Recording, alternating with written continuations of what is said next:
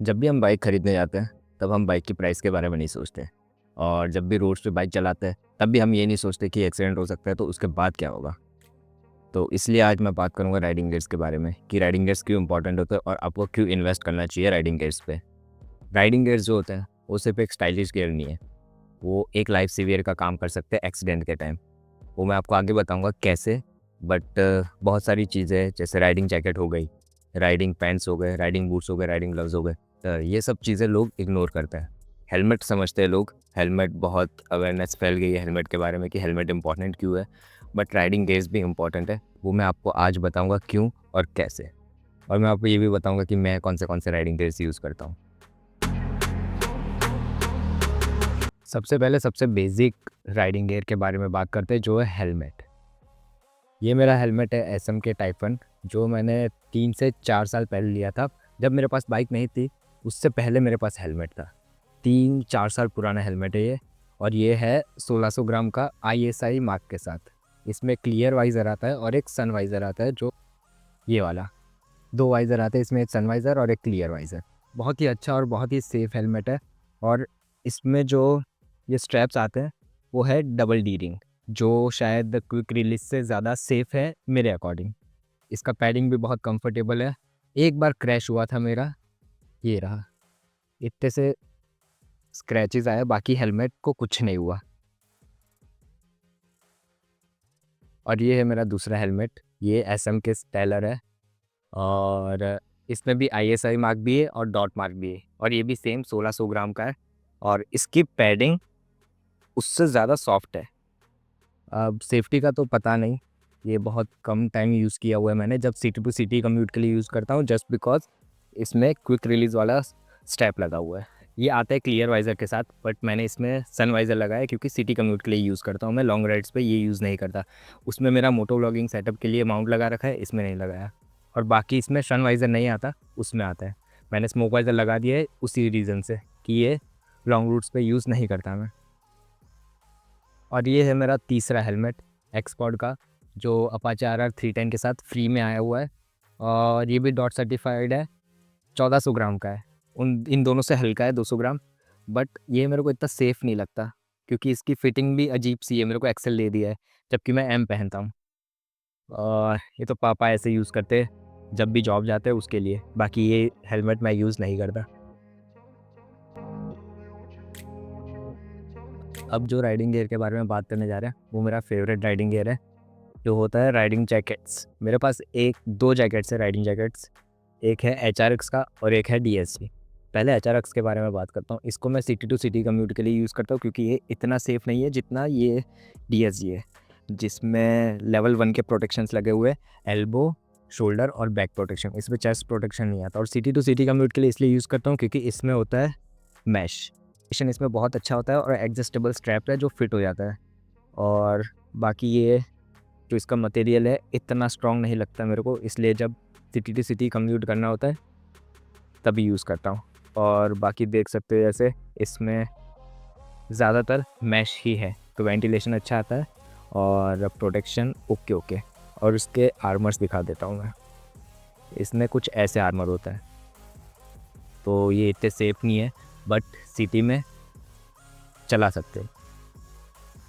अब जो riding gear दिखाने वाला हूँ वो मेरा फेवरेट, मतलब प्रायोरिटी इधर है उसकी, वो है ये DSG का रेस प्रो 2। इसमें C लेवल 2 आर्मर्स आते हैं जो बहुत ही सेफ़ है, और इसमें 90D का पॉलिस्टर आता है, और वेंटिलेशन के लिए हल्का हल्का मैश इधर साइड में दे रखा है। और इसमें ये हम्प आता है, हम्प का यूज़ मेरे को नहीं मालूम क्या है, बट बहुत जगह सुना हुआ है कि ये स्टेबिलिटी के लिए होता है, एरोडाइनमिक्स के लिए होता है। और इस जैकेट को आप ट्रैक में भी यूज़ कर सकते हो और टूरिंग में भी यूज़ कर सकते हो, सिटी टू सिटी राइड में भी यूज़ कर सकते हो। गर्मियों में दिक्कत होता है क्योंकि थोड़ा सा हैवी है ये, बाकी सब बहुत बढ़िया जैकेट है। और इसमें रिफ्लेक्टर्स लगे हुए हैं थोड़े, जो आपको एक्स्ट्रा सेफ्टी देते हैं रात में। ये रात को रिफ्लेक्ट करते हैं, तो जो आसपास तुम्हारे व्हीकल्स चल रहे हैं उनको एक क्लियर मैसेज जाएगा कि कोई चल रहा है। तो बाइक से भी चला ही जाता है बट एक्स्ट्रा सेफ्टी। ये आपको फिटिंग एडजस्ट करने के लिए ये बटन्स मिल जाते हैं एल्बो में, और वेस्ट के लिए ये स्ट्रैप्स मिल जाते हैं। और इस जैकेट में एल्बो, शोल्डर, चेस्ट और बैक ये चारों प्रोटेक्शन मिलती है, तो बहुत ही सेफ़ है ये। और इसमें कुछ इस टाइप का प्रोटेक्शन दिया हुआ है। ये आर्मर बहुत ही ज़्यादा सेफ़ है, फ़ोम से ज़्यादा सेफ़ ये है।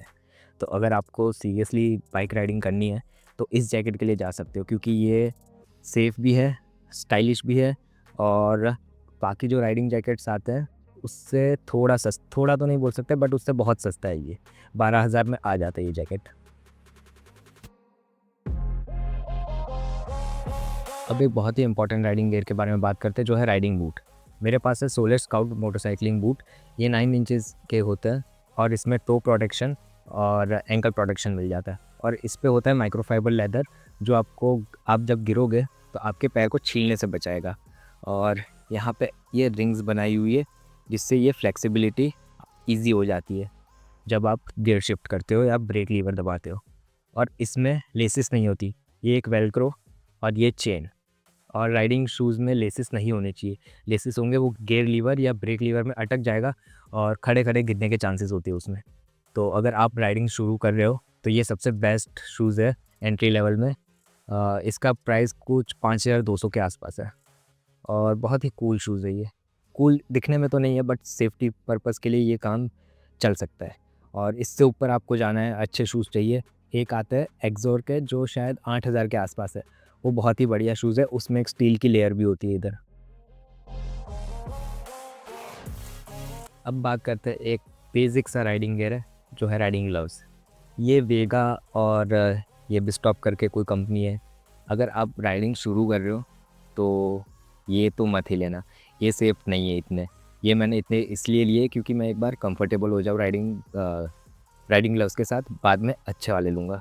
आपको अगर राइडिंग ग्लव्स लेना है तो टीवीएस के जो लेदर वाले होते हैं वो ले लो, या फिर राइनॉक्स। और भी बहुत सारे ब्रांड है, बट ये जो सस्ते होते हैं, स्टील बर्ड, वेगा या फिर ये बिस्टॉप और प्रो बाइकर करके भी एक आते हैं, जो 300, 400, 500 में मिल जाता है, वो सेफ्टी नहीं प्रोवाइड करेंगे। मैंने भी इसलिए लिए क्योंकि जस्ट मेरे को एक बार कंफर्टेबल होना है राइडिंग ग्लव्स के साथ। और राइडिंग ग्लव्स में वो नकल प्रोटेक्शन होता है, फिंगर प्रोटेक्शन होता है, और एक इधर एक लेयर आता है। जैसे ही आप गिरोगे आपका हाथ सीधा ज़मीन पे ऐसे लगेगा, रिफ्लेक्स एक्शन है ये, तो ये उस चीज़ से बचाएगा। तो राइडिंग ग्लव्स बहुत ही इंपॉर्टेंट है। अगर आपको इन्वेस्ट करना हो तो टीवीएस के ले सकते हो या फिर राइनॉक्स के ले सकते हो। उससे भी ज़्यादा जाना हो तो बहुत सारे राइडिंग ग्लव्स है अवेलेबल, डीएसजी भी है, फिर टर्मैक भी है, बहुत सारे हैं।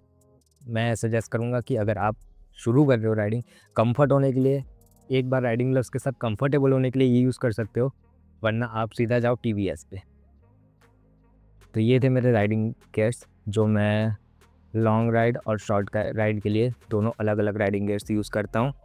मैं भी आपको सजेस्ट करूँगा, जैसे ही बाइक ले रहे हो अपने बाइक का 10% अपने राइडिंग गियर्स पे लगाओ। जैसे कि आपकी 3 लाख की बाइक है तो कम से कम 30,000 अपने राइडिंग गियर्स पे यूज़ करो, क्योंकि एक्सीडेंट होना अपने हाथ में नहीं है। आपकी गलती नहीं होगी तब भी शायद हो सकता है, तो ये चीज़ें आपको प्रोटेक्ट करेगी। और सेफ्टी पे इन्वेस्ट करना बेवकूफ़ी नहीं है। बाइक पे इन्वेस्ट करना बेवकूफ़ी हो सकती है, बट सेफ्टी पे नहीं। हाँ, एक और प्रोडक्ट बताता हूँ आपको।